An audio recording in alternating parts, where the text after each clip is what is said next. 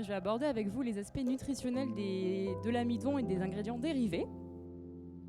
Il faut rééquilibrer nos apports en protéines et notamment le ratio protéines végétales sur protéines animales doit être égal à 1. Et donc la protéine de pois jaune, c'est ce qu'on appelle un protéagineux.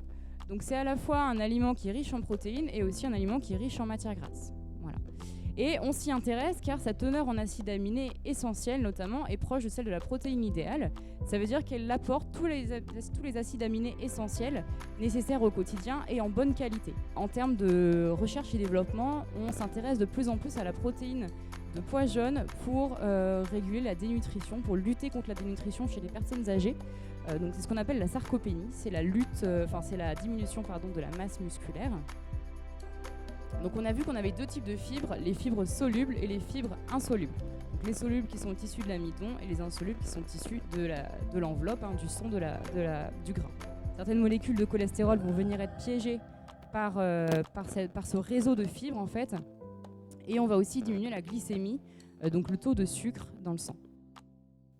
Je ne sais pas si vous le savez, mais notre cerveau a besoin d'environ 130 à 150 grammes de glucose par jour pour pouvoir fonctionner. Le glucose, c'est la seule source d'énergie de nos neurones. Le corps va venir utiliser en priorité l'énergie apportée par les glucides. Avant-dernier ingrédient auquel on va s'intéresser, ce sont les maltodextrines. Les maltodextrines qui sont énormément riches en intérêts.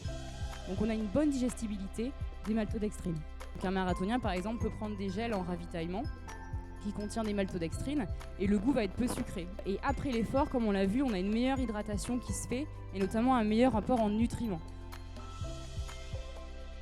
Ces sucres-là, on les retrouve constamment présents dans notre alimentation, que ce soit pour leur qualité organoleptique, pour leurs intérêts technologiques. Et si on s'intéresse donc au dextrose, donc au glucose pur et au sirop de glucose, c'est également utilisé en nutrition clinique. Et je pense qu'il faut aussi garder en tête cette notion de plaisir qu'on a souvent tendance à oublier. Quand on parle de nutrition, on a souvent tendance à s'arrêter à alimentation équilibrée, manger pas trop sucré, pas trop gras, pas trop salé. Effectivement, c'est un des fondements, mais aussi il faut aussi garder le plaisir qui va avec.